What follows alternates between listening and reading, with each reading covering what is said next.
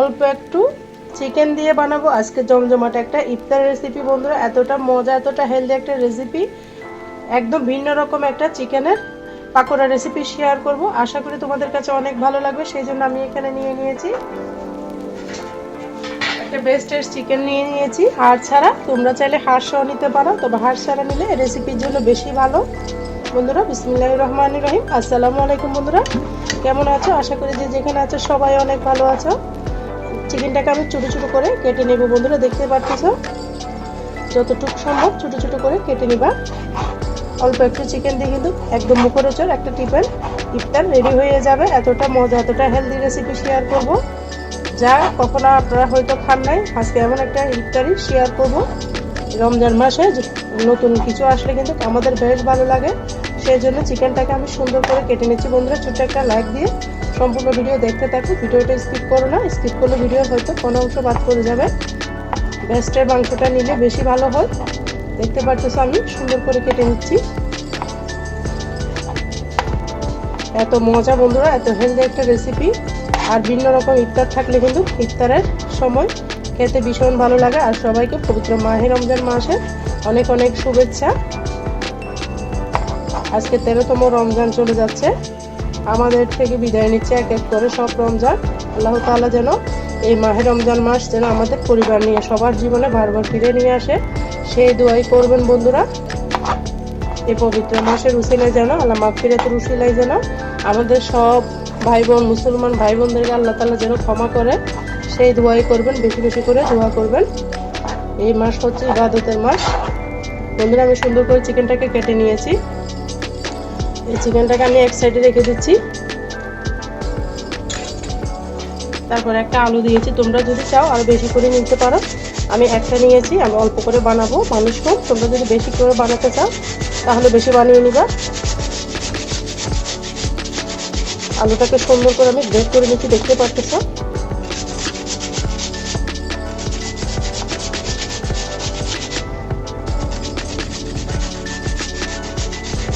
আর বন্ধুরা কে কোথা থেকে ভিডিওটা অন করেছে অবশ্যই ছোট একটা কমেন্টসে বলবা, তাহলে তোমাদেরকে ধন্যবাদ জানাবো। আমি নিয়ে নিয়েছি, আমি এগুলো আলুর পানির মধ্যে ভিজিয়ে দিতে হবে।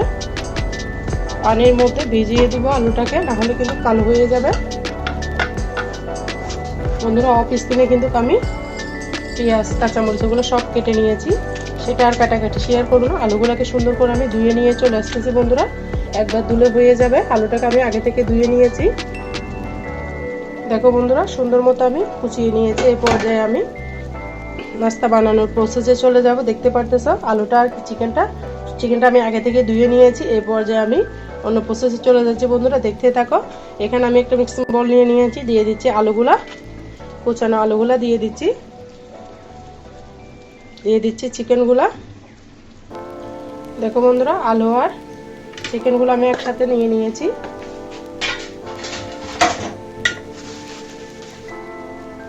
এই পর্যায়ে দিয়ে দেব কিছু গাজর, এগুলো আমার ডিপ ফ্রিজে ছিল, সেই গাজরটা দিয়ে দিয়েছি কুচানো। তারপর দিয়ে দিচ্ছি বেশ কিছু পেঁয়াজ, পেঁয়াজের পরিমাণটা অবশ্যই বাড়িয়ে দিতে হবে। তারপর দিচ্ছি কুচি করা কাঁচামরিচ, মরিচটা বুঝে শুনে দিবেন, বাচ্চারা খাবে সেই জন্য আমি মরিচের পরিমাণটা কমিয়ে দিয়েছি। তারপর দিয়ে দিচ্ছি 1 চামচ আদা রসুন পেস্ট, তারপর দিব হাফ চামচ হলুদের গুঁড়া, স্বাদ মতো লবণ, তারপর দিলাম লাল মরিচের গুঁড়া, তারপর দিলাম জিরার গুঁড়া,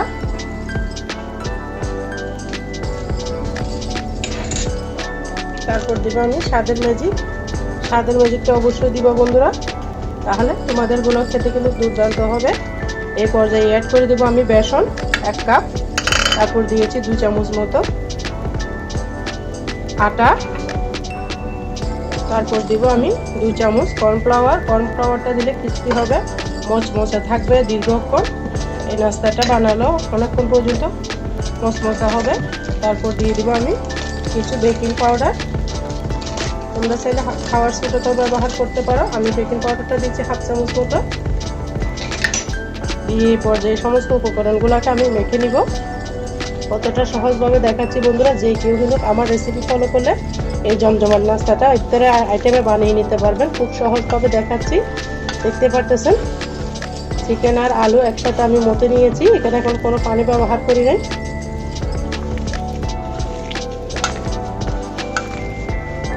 যত সুন্দর মতবেন তত নাস্তাটা আপনাদের মচমচে হবে এবং হেলদি হবে। কার কার এই আলু দিয়ে চিকেনের এই রেসিপিটা পছন্দ অবশ্যই ছোট্ট একটা কমেন্টসে বলবেন বন্ধুরা। এতটা টেস্টি বন্ধুরা, তোমরা যদি বাসায় বানাই পাও তখনই বুঝতে পারবা এর স্বাদটা কতটা মজা। দেখতে পারতেছো একদম মচমচে হবে, হেলদি। আমি সুন্দর করে বানিয়ে নিব। এখানে কোনো পানি ব্যবহার করি না, দেখতে পেয়েছো তোমরা। তোমাদের যদি দরকার হয় তোমরা পানি দিতে পারো, আমি কোনো পানি ব্যবহার করব না। এই পর্যায়ে আমি চুলার মধ্যে চলে যাচ্ছি।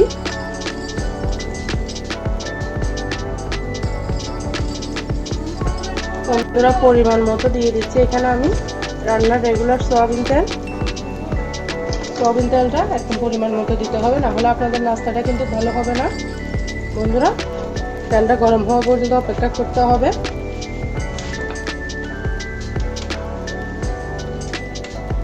তেলটা গরম হয়েছে কিনা আমি একটু পরীক্ষা করে দিচ্ছি। বন্ধুরা দেখতে পারতেছো আমার তেলটা এখনো গরম হয় নাই ভালো করে। গরম হলে নাস্তাটা বেশি উঠবে।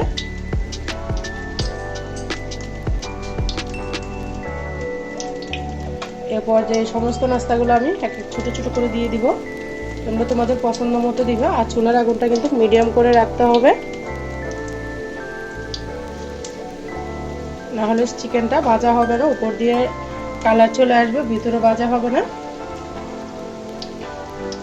আমি সুন্দর করে এক এক করে সব নাস্তা বানিয়ে নিচ্ছি বন্ধুরা, দেখতে পারতেছো।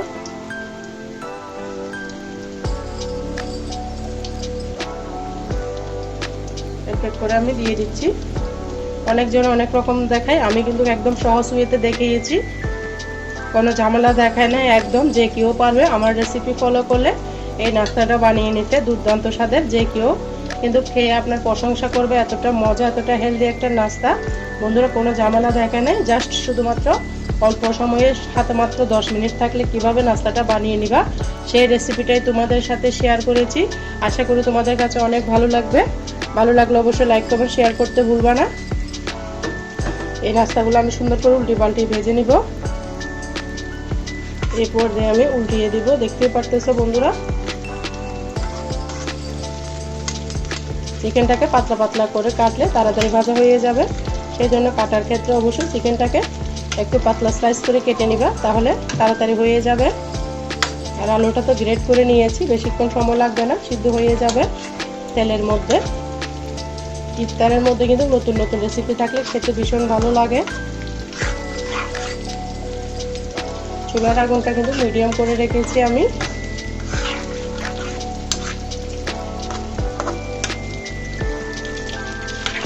দেখো বন্ধুরা আমি সুন্দর করে নাস্তাগুলো একটু লাল লাল করে ভেজে নেবো, একটু ধৈর্য ধরে।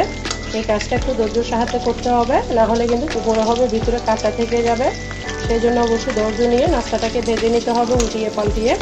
দেখতে পারতেছো কত সুন্দর আওয়াজ হচ্ছে, আরও মচমচা হবে কর্নফ্লাওয়ার দেওয়ার কারণে। আর দীর্ঘক্ষণ কিন্তু মচমচা থাকবে এই নাস্তাটা। তোমরা বানিয়ে কারো বাড়িতে নিয়ে যেতে পারবে ইফতারের দাওয়াতের মধ্যে। অনেক অনেক একটা হেলদি নাস্তা।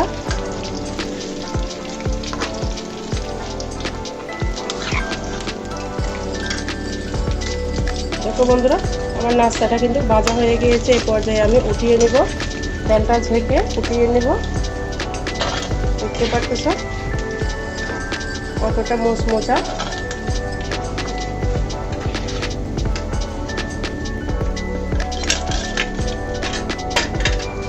আমি আবারও দিয়ে দিচ্ছি।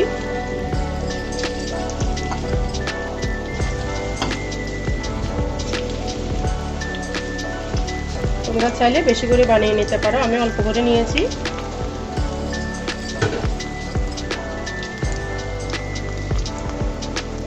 বন্ধুরা সাথে কিন্তু কয়েকটা আমি বেগুনি বানিয়ে নিব, দিয়ে দিচ্ছি একসাথে। দেখতে পারতেছ একসাথে দিয়ে দিলাম। বন্ধুরা আমি একসাথে বেগুনি সব ভেজে নিচ্ছি। দেখতে পারতেছ ফুলকো ফুলকো বেগুনি, খেতে কিন্তু অসাধারণ। বেগুনির ব্যাটারটা কম বেশি সবাই গুলাতে পারো, তাই আর শেয়ার করলাম না তোমাদের সাথে। বেগুনিটা কিন্তু আমার ঘরে প্রতিদিনই বানানো হয়, বেগুনিটা খেতে বেশি ভালো লাগে, তাই তোমাদের সাথে শেয়ার করতেছি। যাতে কিছু বানাই বেগুনিটা কিন্তু থাকতে হবে আইটেমের মধ্যে।